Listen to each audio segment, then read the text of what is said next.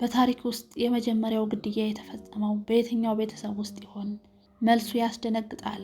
ከቅናት እስከ ፍጅት የተጓዘው የሰው ልጅ የመጀመሪያው የስነ ልቦና ስብራት። እኛ በልባችን ውስጥ ያለውን ቅናትና ቁጣ እንዴት እየተቆጣጠርነው ነው? የምናቀርበው መስዋዕት ከልባችን የመነጨ ነው? በዛሬው ዝግጅታችን የመጀመሪያውን የሰው መገደል መንገድ እንዴት መቼ ብለን እናያለን። እስከ መጨረሻው ብትከታተሉን እጅግ አሳዛኙን የመጀመሪያውን ሟችና ገዳይ በዝርዝር እናያለን። ይህ የአቤልና የቃየን ታሪክ ነው። የተወደዳችሁ የወንጌል ሚዲያ ቤተሰቦች ለቻናላችን አዲስ ከሆናችሁ ሰብስክራይብ እያደረጋችሁ እንድትወዳጁኝ እጋብዛለሁ። አቤልና ቃየን የመጀመሪያው የሰው ልጆች ናቸው። ብዙ ተባዙ የሚለው ቃል የተፈጸመው አዳምና ሔዋን እኒህ ልጆች ከወለዱበት ጀምሮ ሲሆን የሰው ልጅ ምን ያህል ከፍተኛ እንደሆነም ማሳያ ናቸው። አቤልና ቃየን ወንድማማቾች ሲሆኑ ሁለቱም መንትያ እህቶች ነበራቸው። የመንትዮችም እህቶቻቸው ስም ሉድና አቅሌማ ይባላሉ።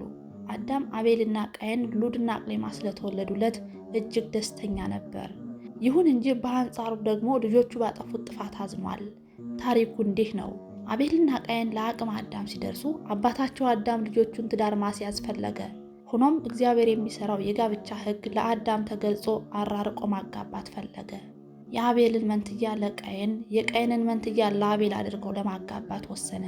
በዚህ ጊዜ የጋብቻውን ነገር የሚቃወም የአባቱን ውሳኔ ላለመቀበል በአመፅ ቃል ተናገረ። የአባቱን ትዕዛዝ ያላከበረው የቃየን ምክንያት የቁንጅና ጉዳይ ነበር።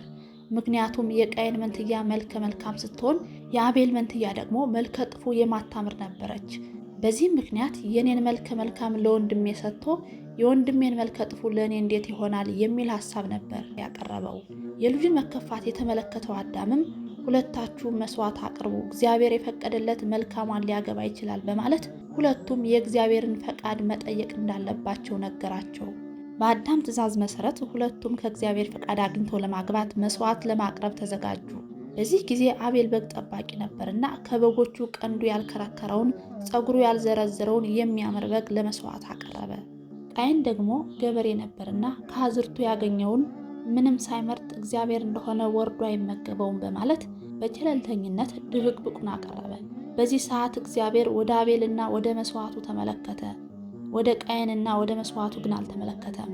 ምክንያቱም አቤል እግዚአብሔር ንጹሕ ባህሪ ነውና ንጹሕ ነገር ሊቀርብለት ይገባል በማለት ተገቢውን መስዋዕት ሲያቀርብ፣ ቃየን ግን እግዚአብሔር አይበላውም በማለት የተገኘውን በማቅረቡ ለእግዚአብሔር ከልቡ አለመገዛቱን ያመለክታል።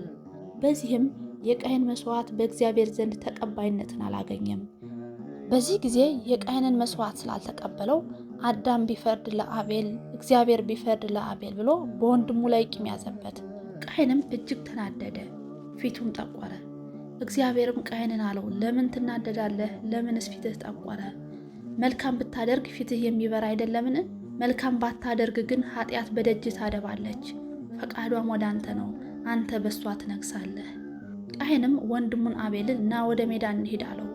በሜዳ ሳሉ ቃየን በወንድሙ በአቤል ላይ ተነሳበት፣ ገደለው። ዓለም በገዳይና በተገዳይ በአሸናፊና በተሸናፊ የተሞላች ነች።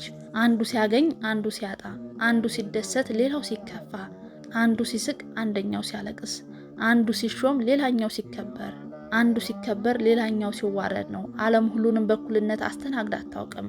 እግዚአብሔርም ቃየንን አለው፣ ወንድምህ አቤል ወዴት ነው? እግዚአብሔርም ምን አደረክ? የወንድምህ የደሙ ድምፅ ከምድር ወደ እኔ ይጮሃል። አሁንም የወንድምህን ደም ከእጅህ ለመበቀል አፏን በከፈተች በምድር ላይ አንተ የተረገምክ ነህ። ምድርንም ባረስክ ጊዜ እንግዲህ ኃይሏን አትሰጥህም። በምድር ላይ ኮብላይና ተቅበዝባዥ ትሆናለህ አለው። ቃየንም እግዚአብሔርን አለው፣ ኃጢአቴ ልሸከማት የማልችላት ታላቅ ናት። እነሆ ዛሬ ከምድር ፊት አሳደድከኝ፣ ከፊትህም እሰወራለሁ። በምድር ላይ ኮብላይና ተቅበዝባዥ ሆናለሁ፣ የሚያገኘኝ ሁሉ ይገድለኛል አለ። እግዚአብሔርም እሱን አለው፣ እንግዲህ ቃየንን የገደለው ሁሉ 7 እጥፍ ይበቀልበታል። እግዚአብሔርም ቃየንን ያገኘው ሁሉ እንዳይገድለው ምልክት አደረገለት።